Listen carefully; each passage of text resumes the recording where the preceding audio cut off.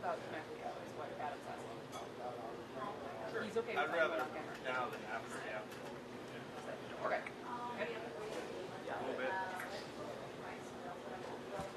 All right, we are good to go. Yep.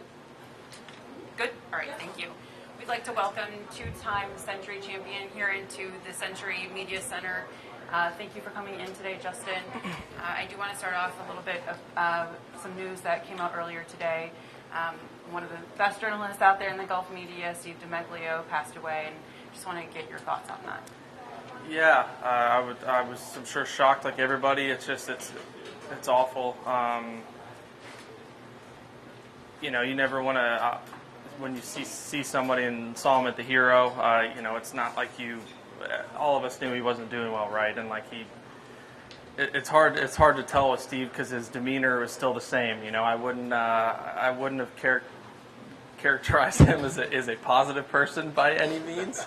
So half of the time when he was, saying of how he felt, I'm like, how does he feel or what is going on? But it's just, it sucks because obviously all of us wish we could have said bye, right?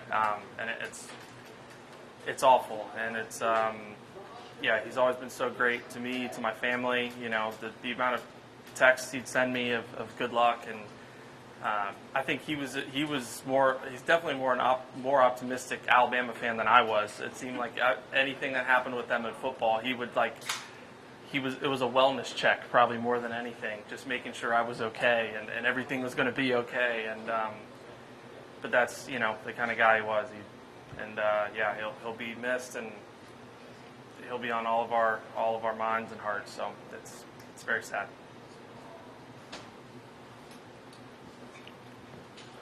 Go ahead and open it up for questions here. We do have a mic.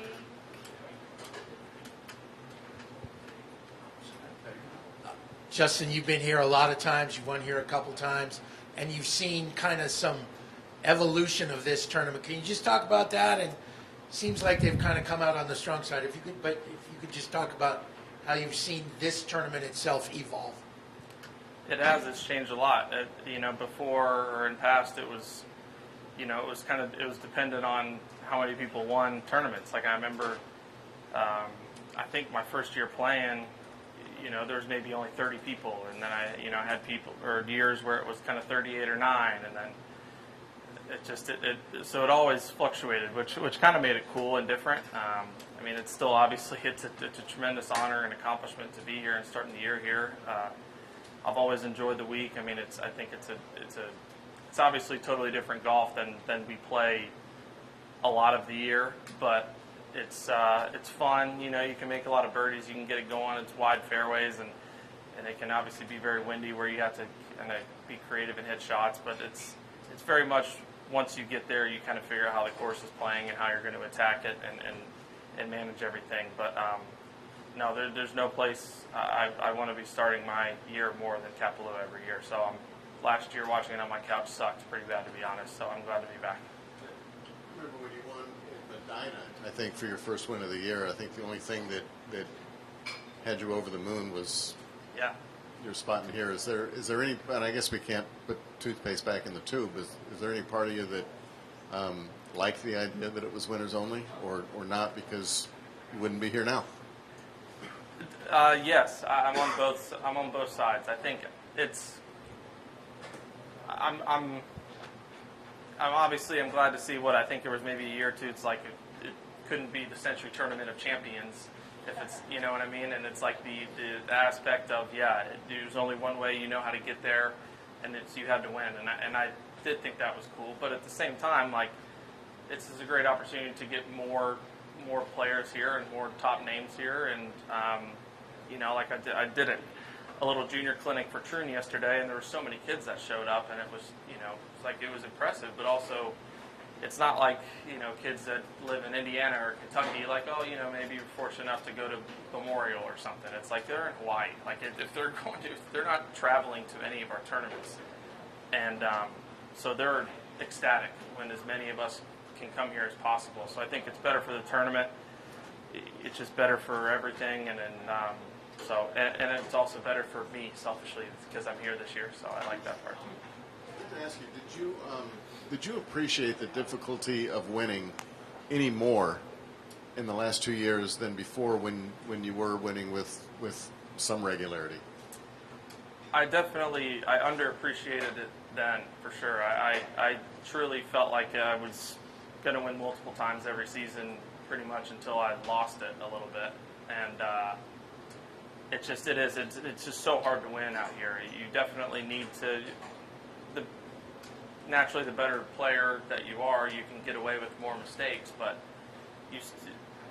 come the end of the week on Sunday, you have to win the golf tournament, and winning it in different places can happen differently. You can maybe get given to you a little bit more than other times, but you still have to do a lot of things correctly and hit the shots and make the putts when you need to win. And yeah, I was fortunate where I was doing it quite often, and I still feel like I'm fully capable and expect to do that more, but I definitely felt like it should have happened regularly, kind of thing. Sorry, to follow on that, and you kind of answered it, but are your expectations any different than they were in pick a year? I'm not saying you're going to do it, but They aren't, to be honest. Like I still expect the same things. I understand it's not realistic in the percentages, and then the likeliness of it is probably not. But I still fully believe that I can have a year like Scotty just had. I mean, there's no reason. I think I would be doing myself a disservice if I didn't think I could at least do that. I mean, I have a lot of faith and capability in my game, and I feel like I'm working on the right things. But it doesn't just happen because you think you can and because you think you deserve it. You have to work harder than everybody else, and you have to do the right things. And so I do think that I'm capable of as much as I am the other years. But that doesn't necessarily, like you said, that doesn't mean that it will or won't happen. I ask this now knowing your game's in a good place. I mean, when you are going through what you did say a year and a half ago, how much fear is there at that time that golf is such a fickle game? How much fear? There's quite a bit. I mean, everybody's fear is different. I mean, I'd say that's the root of a lot of struggles, or regret, if you will, of like maybe I should have done this, whatever it is. But I clearly I wasn't doing anything that I tried or did, and anything that I will be doing or trying going forward. I'm not like doing it because I think it's going to make me worse, right? Like at the time, I'm doing it because I think it's what's right. And the hard part is accepting that, and I think that's what the best do is kind of buying into that process and buying into, my career is going to be however long it is, and I'm going to have ups and downs, and everything I'm doing is a part of that process, if you will. So, and that just was I'm very fortunate that was in the low point of my process thus far, and I hope to not be in that place for a very, very long time again, but I'm a lot better because of it. Yeah, how much more lighter, more confident do you feel now going into this season, just kind of being able to kind of get your point back going into it? Last year, we're probably asking you all these questions back in. Oh, yeah, for sure. It was quite often. But what's crazy is that statistically, it really wasn't that different of a year last year and the year prior. And I think that's the crazy thing, and that people don't see or necessarily maybe dissect, is that people see, it's like, oh, well, this is, such a different year than that. It's like it really, statistically, like you look at over the course of a year in rounds, like it really was not that different. It's just an extremely, extremely fine line out here. And I don't think that's a secret to anybody, but it can maybe look magnified, if you will, at certain times. And but yeah. How do you feel it's been working out at going without really a coach these days, being your own fixing things on your own? It's been, it's good. I think it's, I tried to, as hard as I could, kind of remember how, I never want to look backward. Obviously, I want, like, whatever's going to happen to be the new norm, or if you will. But I never want to, there's certain things in my DNA and my swing, I feel like that kind of made me, but I feel like I can maybe try to better that version, and I just tried to really look at kind of how I did things in the past, and I'm like, my dad was working at the club, so I would see him a handful of times a year just because he was busy. So it was like I take video, send it to him, would talk here and there or whatever it was, but like for the most part, I knew the answer almost like before I was sending something. And I got to a point where I was relying on somebody else, or relying on him for the answer. And it's just like I've always been so good at fixing things on the course and on the run and trying stuff, and I just lost that. So I think getting back to that where I have the accountability and the ownership to, like, if I'm not hitting it good, I need to be able to figure this out on my own. I don't have somebody to hold my hand and kind of tell me what it is. So it's just been better for me. I feel like it's more like what I used to be, in the sense of, like, okay, I'm just going to kind of keep going. We'll keep it in check, and then if I need something, then we'll go from there, type thing. What about on the putting side? Yeah, I mean, and that's the same thing. I think I've become too reliant on help, the last handful of years. And I'm solo right now. It's just I just want to.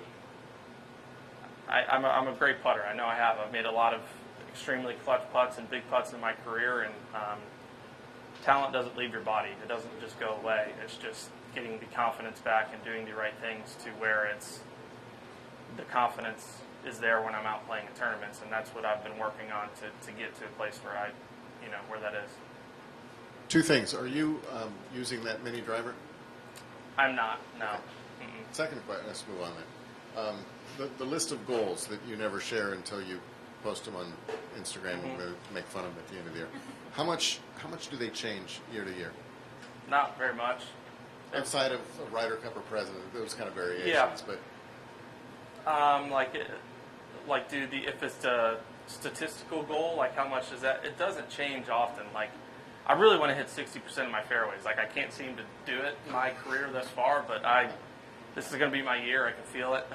But I know that as good as my iron game is, hitting a couple more fairways around, whatever it is, like just driving it a little bit better, like I feel like I have kind of from Tour Championship end of the year on, that is a huge difference in advantage for me. So something like that hasn't changed because I've yet to hit it. So maybe that's kind of been my standard, but I just haven't quite gotten there yet. Are you saying that whenever you do hit 60%, the next year you're going to push it to 65? Knowing me, probably. Maybe like 62. I don't know. What's the closest you've come? I think I've been 59? kind of like 58 a couple times, but I was not this year. And more courses like this. Take just a couple more. That's right. Wanted to ask you a couple about Lahaina, if I could. Not being here last year, so close after the fire, and now being here. What are your impressions? What's the vibe on kind of the slow but coming along recovery for Lahaina? Yeah, it's awful. I mean, any kind of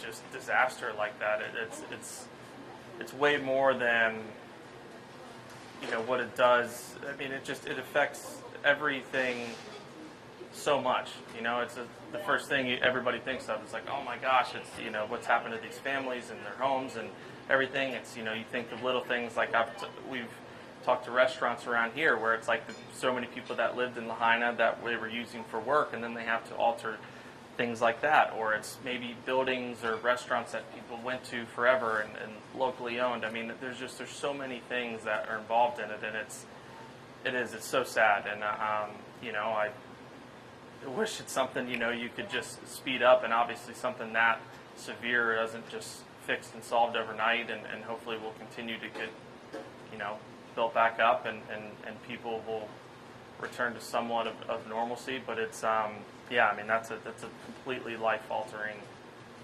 thing for a city and town.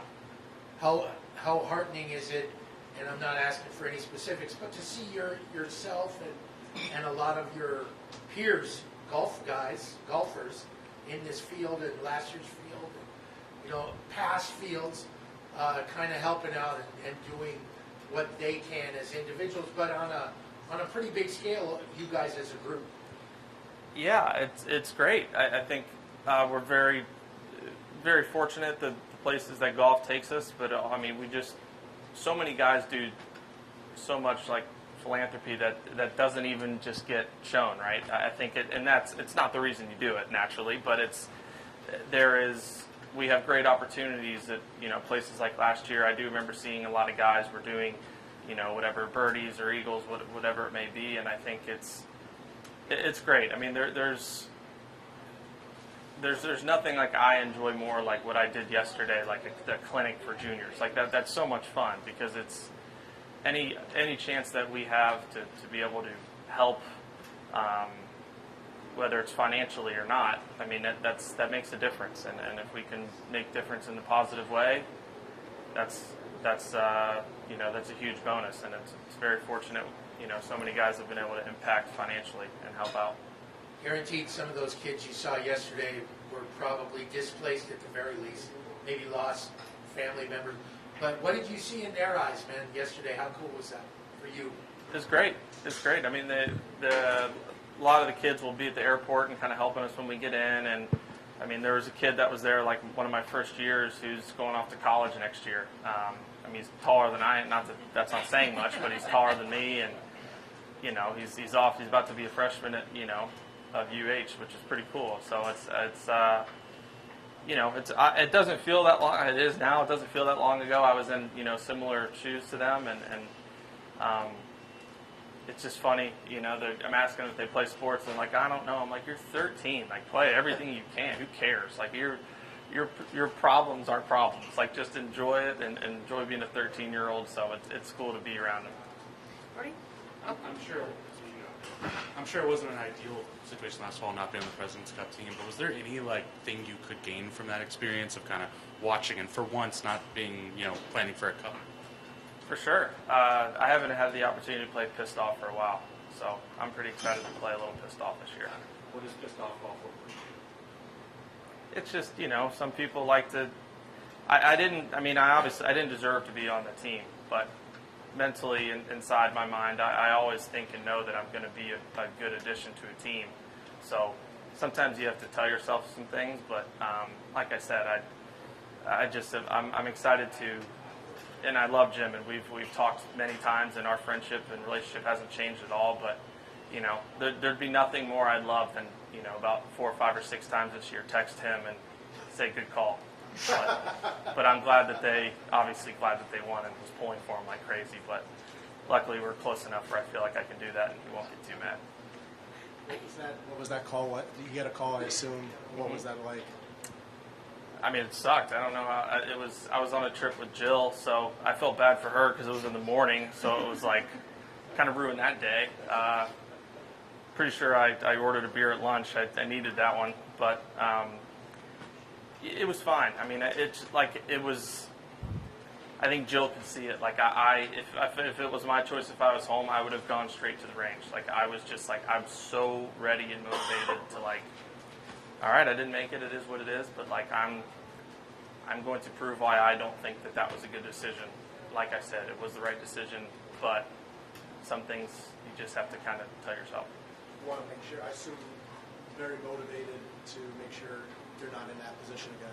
Yeah, it's terrible. I've unfortunately been in it for 2 years, and it is not a fun place to be in. Not only waiting for the phone call, but then not knowing how the phone call is going to go. So it's a lot of anxiety, a lot of stress. Going back to yesterday at the clinic, is hitting it from your knees, is that a go-to trick shot of yours? I hadn't done it in a while. I'm glad that I could use one of their clubs. That makes it significantly easier because obviously it's longer. But I remember Coach Sewell used to joke, my swing is way better on my knees than it is standing up because I kind of get that thing like this. So when I'm on my knees, I got to swing around me. So he would jokingly make me do it sometimes, which I would fight against. But yeah, my dad taught me that one pretty young. I think you could hit 65% of fairways if you just hit them from your knees. If I hit him like I did yesterday, I definitely would. We'll finish up with Doug. You might be a little bit too young for this, but what do you think Scotty has to do this year to be looked at by players the way Tiger once was? Keep breathing.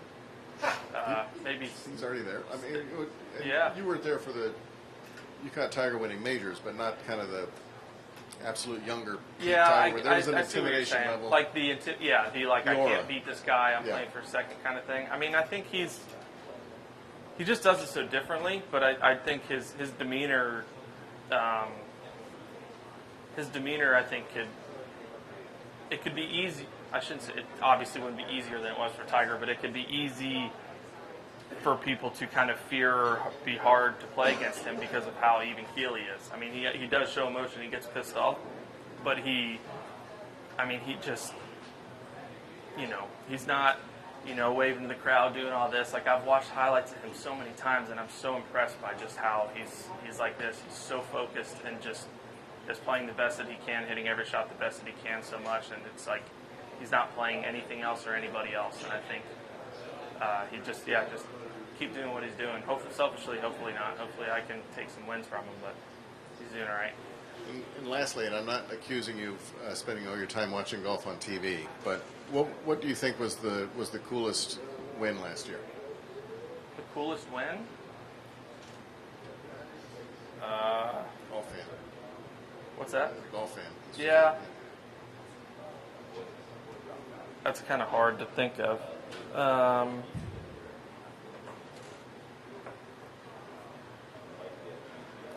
I was trying to think of a lot of tournaments. I mean, as a friend of Xander's, it was cool to see him to win the PGA. Just for, I think, it obviously was very suspenseful and a great tournament, but he's been. I mean, he's there. It seems like every major, and I was there, and it's not very fun. You're constantly reminded, and like I said, he has a chance to win. It seems like every major. So, and apparently, it was so easy. He went ahead and did it a couple times later, but I honestly can't think of the rest of the season enough. You were still too young, I think, probably to ever get. Yeah, I was lucky. Yeah, it was when it was. Then I was like, oh, great, and then it was when are you gonna get your next one? And I'm like, damn, it never stops. Who's the best without a major right I'm not answering that one. now? Is that a trend? It is. Sorry. We're done. Okay, one more. And then okay. Thank you. Thanks, everyone.